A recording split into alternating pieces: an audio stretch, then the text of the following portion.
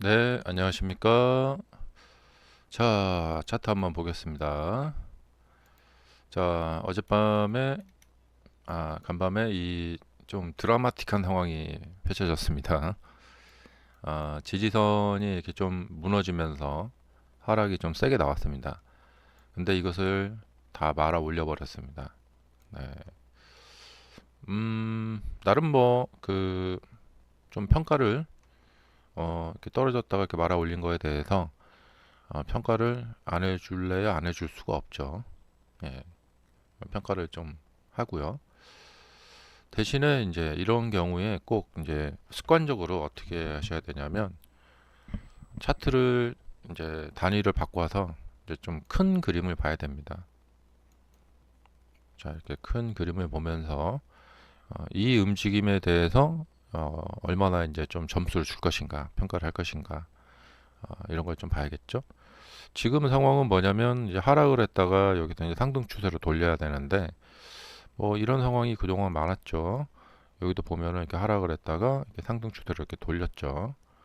그래서 이전에 어떻게 돌렸나 이런 것을 좀 참고해서 보시면 또 도움이 됩니다. 자, 그래서 이렇게 하락을 했다가 이거를 말아 올렸으니까 계속 갈까? 이런 것도 좀 봐야겠죠. 그래서 지금은 이제 흔히 많이 나오는 이제 큰 상승 후에 뒤로 이렇게 눌리는 그런 지금 패턴이죠. 그런 상황이죠. 정말 많죠. 뭐 여기도 있었고 뭐 다양하게 많죠. 이렇게 뭐 올렸다가 이게 딱 눌렸을 때 이런 상황도 있고. 자, 여기에서 또 이렇게 주봉 정도 또 봐줘야 되겠고요. 주봉 상황이 현재 이렇고요. 그다음에 월봉 상황이 이렇습니다. 이제 4월이 거의 끝나가는데요. 큰 변동 없이 이게 끝난다면은 이제 십자봉이 형성이 되는 4월이 되겠습니다.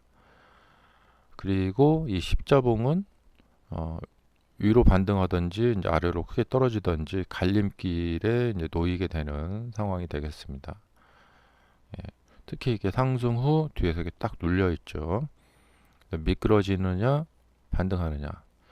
5월에 이제 판결이 날 것 같아요. 네. 그래도 이제 매우 이제 중요한 상황이 되겠습니다. 여기서 이제 미끄러지게 되면은 자칫 잘못하면은 장기 추세선이 무너지게 됩니다. 예, 장기 추세선이 자 이렇게 해서 이렇게 이제 무너지게 됩니다. 이 장기 추세선은 그 심리적으로 중요합니다. 어제 이제 밤에도 보셨겠지만 여기서 왜 이렇게 이제 세게 이제 하락이 나왔느냐? 이 지지선이 무너졌기 때문에 그렇습니다. 네.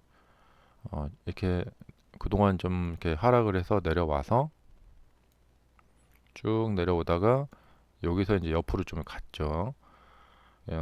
그러다가 이렇게 올라가기를 좀 원하고 있었는데 이게 순간 세게 무너져 버리니까 매도를 안 할 수가 없죠. 이거를 이제 영어로 말하면 지금 상황이 뭐냐면 어제 이제 장 초반 상황이 FUD, FUD라고 합니다. 어, Fear, Uncertain, 그러니까 영어로 뭐 FUD라고 많이들 하는데 Fear, 공포, Uncertain, 불확실, Doubt, 의문점이 든다는 거죠. 음, 그러니까 이 이후에 이제 어떻게 될지 모르는 불확실성이 이제 생겨나기 때문에 상승 중에 매수를 하신 분들이 이런 상황이 되면은 버티다 손절을 안 할 수가 없게 돼요. 이게 주식에서 가장 큰 거죠. 사람을 잡는 거죠. 예. 우리가 돈이 이제 줄어드는 이유가 뭐냐? 손절을 했기 때문에 줄어들었겠죠. 그러니까 공공의 적, 예. 가장 큰 적은 이 손절입니다. 예. 그래서 주식 투자는 수익도 내야 되지만 어떻게 하면 수익이 낼까? 그것도 연구하셔야 되지만 어떻게 하면 손절을 좀 줄일까? 그러니까 수익은 적은데 손절은 많다. 그러면 돈이 줄어들겠죠. 네. 계속 손절만 하면 그건 뭐 그냥 자연스럽게 돈이 줄어드는 거고, 벌었다가 잃었다가 벌었다 잃었다가 막 이러면서 이 손절이 이제 가장 공공의 적이죠. 근데 또 손절은 또 친구이기도 해요. 음, 우리가 흔히 이제 긍정적으로 살자고 그러잖아요. 그런데 이 긍정적인 것이 꼭 좋은 것만 아닙니다. 부정적인 마인드는 버려야 된다 하는데, 이 부정적인 게 또 때로는 친구이기도 합니다. 음, 이게 무슨 말이냐? 손절을 잘하는 사람이 고수다. 예, 이런 말도 있습니다.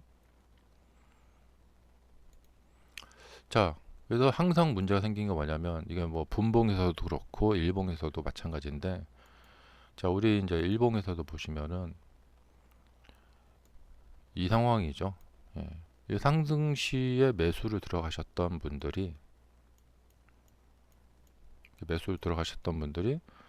이 상황이 이렇게 흘러가 버리게 되면은 실전에서는 어떻게 되냐면, 내가 안 팔고 버틴다. 이게 내 평단가인데 안 팔고 버틴다. 그러면 더 내려갑니다. 계속. 예. 그리고 견디다 못해 이제 손절을 맨 밑바닥에서 하게 되면 그 다음에 올라갑니다. 여기서도 있었죠. 근데 참 신기한 게 뭐냐면, 끝까지 안 팔고 버틴다. 그러면 계속 끝까지 내려갑니다. 이런 것을 한번 이제 당해보고 완전히 이제 자금이 반에 반토막이 나버리게 되면 망연자실해지게 되는 거죠. 좀 버티면 반등이 나올 줄 알았는데, 근데 내가 투자를 큰 비중을 실지 않고 투자를 안 했거나 그런 경우에는 좀 차트를 보다 보면은 좀 많이 하락하니까 좀 반등이 나오는구나. 역시 그렇구나. 이렇게 되는데, 실제 막상 내가 비중을 크게 싣고 투자를 했을 경우에 하락하는 경우에 반등이 안 나와 버립니다. 내가 팔기 전까지는 끝까지 안 나옵니다. 나오기도 하고 안 나오기도 하고 랜덤입니다. 랜덤 진짜. 그래서 이게 이제 사람 잡는 거죠. 근데 이제 아까 그 손절이 이제 친구라고 했죠. 예, 손절을 어떻게 하느냐에 따라서 또 매매가 또 많이 달라질 수가 있습니다. 그냥 바로바로 초창기에 바로바로 손절해라, 그런 얘기는 아니고, 주식은 매수와 매도의 행위를 하는 게임입니다. 그렇기 때문에 매도도 중요한 한 부분이라는 것이죠.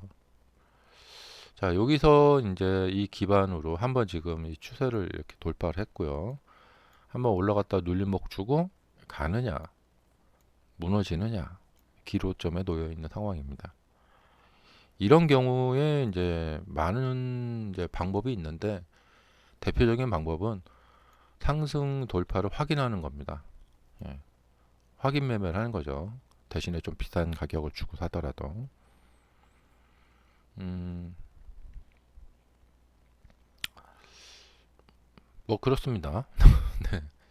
근데 지금 물려 있는 분들은 뭐 그냥 올라가기만을 바랄 뿐이겠죠. 근데 뭐 이 어떤 형태상으로 봤을 때는 가능성이 이제 조금 이제 나타나고 있습니다.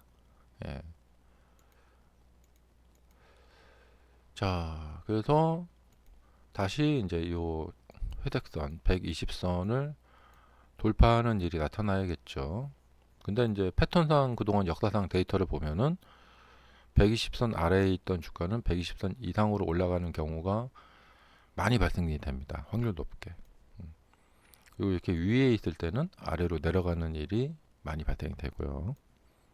그래서 그런 데이터 확률 분석에 의하면은 이게 이제 뭐 내려갔다 올라갈지 뭐 이렇게 그냥 갈지 뭐 여러 가지가 있겠지만, 결국에는 그 이전에 이제 이렇게 보셨다시피 뭐 계속 내려가도 이렇게 올라오죠. 그래서 120선을 어떤 형태로든지 위로 이렇게 다시 이렇게 120선과 만나는, 혹은 그 위로 올라가는 일이 발생될 확률이 높은 상황입니다. 자, 감사합니다.